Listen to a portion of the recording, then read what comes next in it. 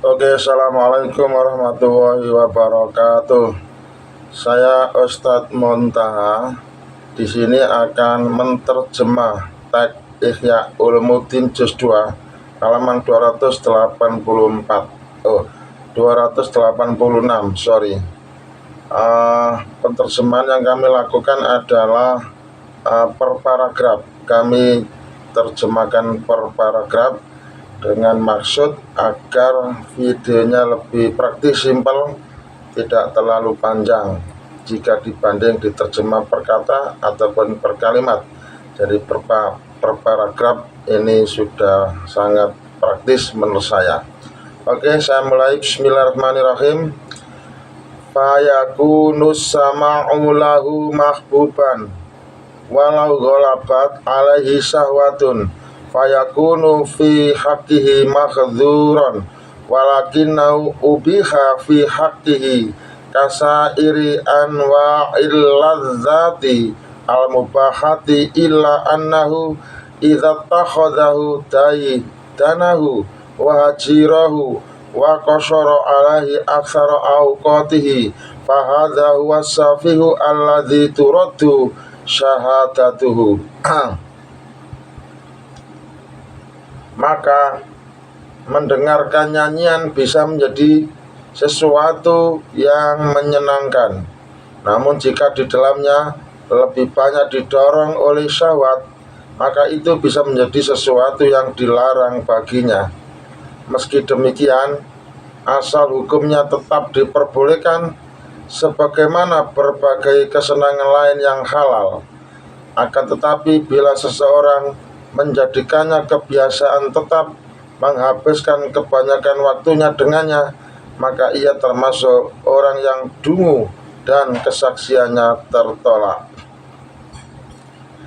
Fa'innal muwadhabata ala lahwi jinayatun wa kama anna shaghirata bil israri wal mudawamati tafsiru kabiratan fakadzalika ba'dul mubahati bil mudawamati yasiru shaghira. Karena sesungguhnya sikap terus-menerus dalam hal yang melalaikan adalah sebuah kesalahan, sebagaimana dosa kecil jika dikerjakan secara terus-menerus bisa berubah menjadi dosa besar. Maka demikian pula beberapa hal yang mubah jika dilakukan secara terus-menerus akan berubah menjadi tercela.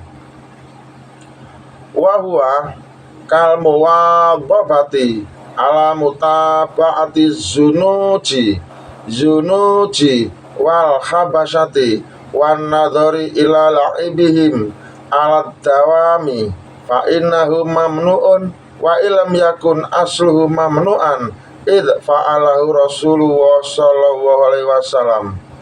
Hal ini seperti orang yang selalu mengikuti orang Habsyi dan Sudan, memandang permainan mereka terus-menerus, padahal asalnya tidak dilarang, karena Rasulullah SAW pernah melihatnya. Namun bila dijadikan kebiasaan tetap, maka menjadi sesuatu yang terlarang. Wa min hadzal qabilil la'ibu bisyadranji fa innahu mubahun walakinnal muwadhabata alaihi magruhatun karohatan syadidatan.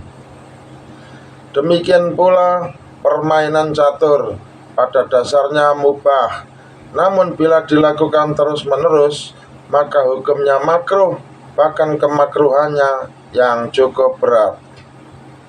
Wa mahma kanal gharadu al-iba wa taladzuza billahwi fadzalika innama yubahu lima fihi min tarwihil qalbi wastighsanu dzalika fima baina tadha'ifi al-jiddi kastighsanil khali alal khati. Apapun bentuknya, jika tujuannya hanyalah bermain dan mencari kesenangan, maka hal itu dibolehkan sekadar sebagai hiburan hati.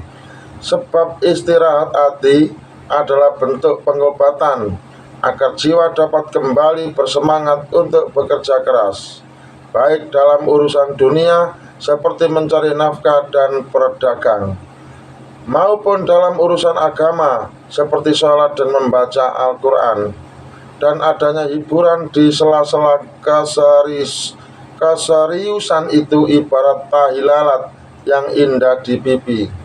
Namun jika seluruh wajah dipenuhi bintik-bintik, justru akan merusaknya. Begitu pula sesuatu yang asalnya indah akan menjadi buruk bila berlebihan.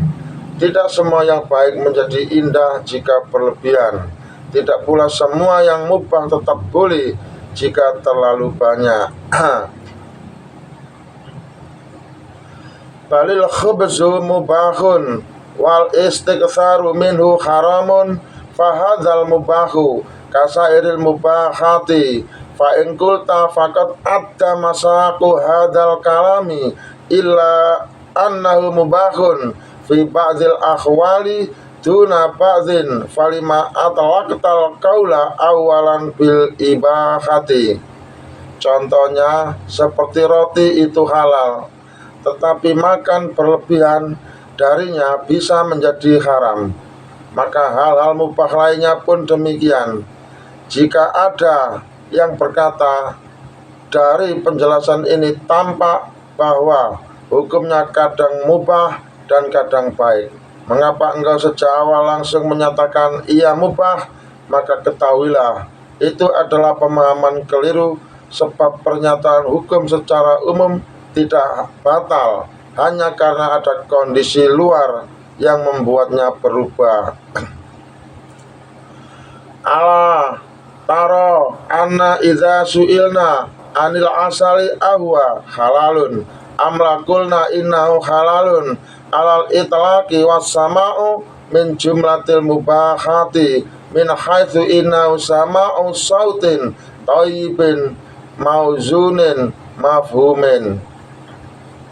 Contohnya, bila kita ditanya apakah madu halal, kita jawab ya, halal secara mutlak. Padahal bagi orang yang sakit panas, madu bisa membahayakan dan karenanya haram baginya. Begitu juga bila ditanya tentang khamr, kita jawab iya, haram secara mutlak. Padahal dalam keadaan darurat, misalnya orang terdesak makanan dan tak ada cairan lain, maka ia boleh meminumnya untuk menyelamatkan diri. Maka mendengar nyanyian termasuk dalam perkara mubah, karena ia pada dasarnya hanyalah mendengar suara indah, teratur dan dapat dipahami. Adapun mengharamkannya hanya karena ada faktor luar yang menyertainya, bukan dari zatnya sendiri. Wa amma Syafi'i radhiyallahu anhu falaisa tahrimul ghina'i min madhhabihi aslan fa in kana la yunsibu nafsahu ilal ghina'i. Adapun Imam Asy-Syafi'i rahimahullah tidak pernah menjadikan pengharaman nyanyian sebagai pendapat dalam mazhabnya. Beliau menegaskan, orang yang menjadikannya nyanyian sebagai profesi, maka kesaksiannya tidak diterima. Sebab itu termasuk hiburan tercela yang menyerupai kebatilan dan menurunkan kehormatan. Tetapi bukan berarti nyanyian itu haram secara tegas. Namun jika seseorang tidak menjadikan dirinya sebagai penyanyi, tidak mencari pekerjaan dari situ, melainkan hanya sesekali melantunkan suara karena terbawa suasana, maka hal itu tidak menjatuhkan kehormatannya dan kesaksiannya tetap sah. Was tadalla bi haditsil jariyataini allataini kanata tughanniyani fa innahu qala laisa dzalika min atati zawidini wal muruati wa hadha huwa dhannu aidan bi ghairihi min kibaril a'immati wa in aradu tahrima fama dzakarnahu hujjatun alaihim. Beliau berdalil dengan hadis tentang dua gadis kecil yang bernyanyi di rumah Aisyah radhiyallahu anha, dan Nabi Shallallahu Alaihi Wasallam tidak melarangnya. Imam Asy-Syafi'i juga menegaskan, aku membolehkan permainan catur, meski aku sendiri tidak menyukainya, sebab hal itu bukan kebiasaan orang-orang beragama dan bermuruah. Maka jelas bahwa maksud makruh di sini adalah makruh tanzih, bukan haram. Demikian pula yang patut dipahami dari para imam besar lainnya. Jika mereka sampai menyatakan haram, maka apa yang telah kami sebutkan di atas adalah hujah untuk membantah pendapat mereka. Oke, mantap. Terima kasih. Sepertinya sudah selesai. Teks kami terjemahkan secara per paragraf. Setidaknya atau sekurang-kurangnya kita sudah bisa memahami daripada teks berbahasa Arabnya. Sudah kita terjemahkan dari paragraf satu ke paragraf lainnya, semoga menambah wawasan kita dalam terus mengkaji kitab-kitab klasik, khususnya Ihya Ulumuddin. Menurut saya tidak boleh berputus asa. Walaupun usia kita sudah setua ini, tetap terus semangat belajar dan belajar. Dan inilah cara saya belajar, ya sekurang-kurangnya adalah menambah ilmu pengetahuan. Mantap, jangan menyerah, apalagi putus asa. Dari saya, Mr. Montaha, dan wassalam.